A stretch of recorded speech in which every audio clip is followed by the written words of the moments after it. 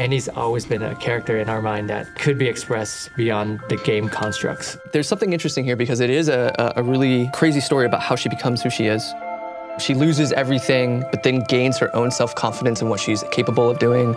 We've never had an opportunity to go deep into who Annie really is before, why she's such a troubled, pained, and tragic character.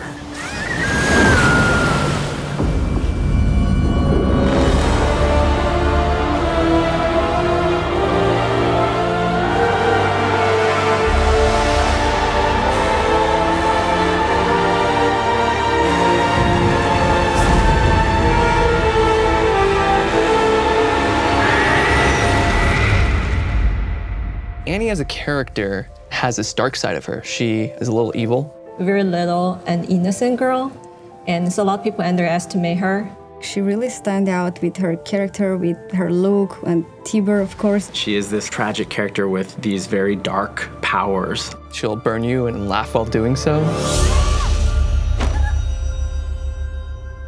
Anthony had a really cool idea on her origin stories, how she became who she is, to help people understand the soul of Annie. If we told that story for the Annie that we have in game right now, just evil kid that has fire, I think that makes Annie's story flat. We wanted to expand her world.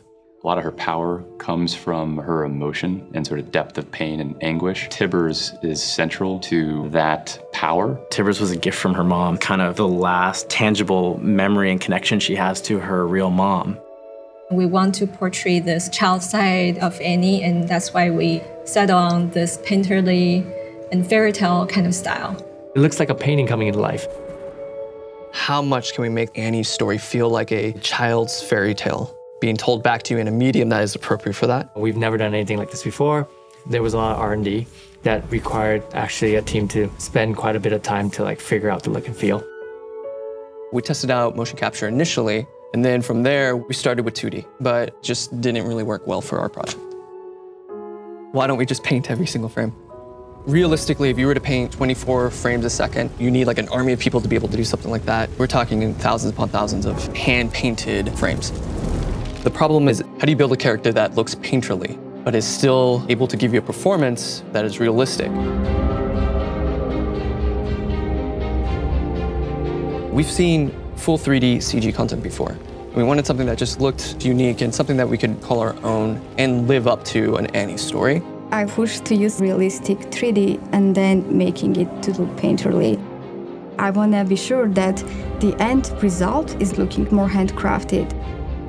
We start from our foundation, which is producing the actual 3D animation that you'll see that feels flat but gives us the emotion. So we project this flat image onto the 3D model itself. Now, that one 3D character has this texture on it that feels painterly. And then finishing it off with the painterly cell animation on top to give it life. All right, so we'll start here. They should be like 40% smaller. I think just the tree on the right is too low. The perspective that everyone has of Annie is her in-game. So let's bring it out. Let's see how much of that personality we can get out of it to incorporate what we know of her, including her abilities. So for instance, burning her sister, that's her cue. Setting fire to her room, that's her shielder. So I'm hoping that when you do use your R, or when you've actually created Tibor's, that it sparks that memory of like, oh yeah, yikes. If you want the character inside people's heart, you have to build a backstory to let people be related to them. You're gonna feel connected to her in a different way, and I like her more. Now she's someone real. She's not pixels on the screen. I hope that players, when they watch this, it elicits a connection, an emotion to make you feel for her.